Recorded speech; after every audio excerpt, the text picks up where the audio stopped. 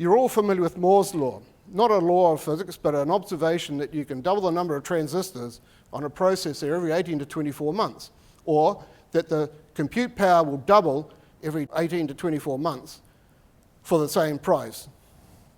And that has continued for some time, and it's likely to continue in the future. One of the ways to think about what impact that might have is if I could just tell you a short story, and if you've heard it before, please be patient, but it relates to exponential growth and what we might see in the future.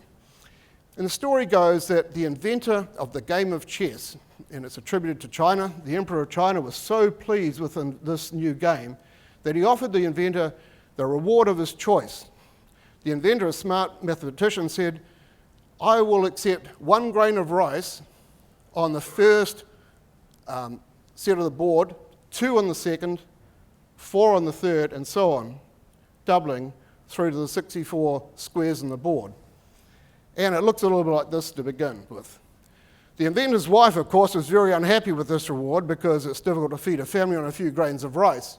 But by the time they got to the 32nd square on the board, the inventor had collected around about 4.3 billion grains of rice, which is about one large paddy field size. But what happened when it got to the 64th?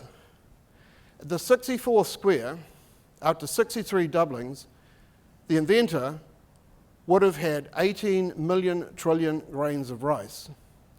So when they got to the 32nd, the chief financial officer to the Emperor of China became extremely alarmed, thinking bankruptcy is looming, as it is.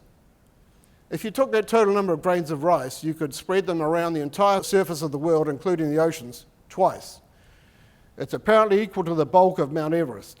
It gives you a little bit of an idea, though, that exponential growth, not just in processing, but the amount of data that gets pushed through a fiber optic or the amount of storage is increasing at a faster rate than that. And that's what our exciting challenge is of how we can capture that and use it.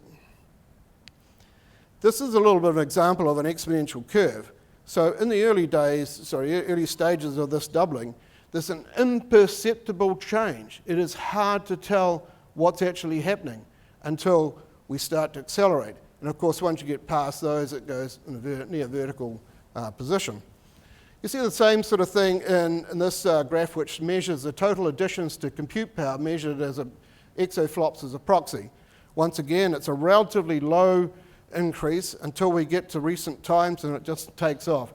So that's the nature of an exponential change, where it's relatively small, you don't see what's coming along until it's often too late and it takes off.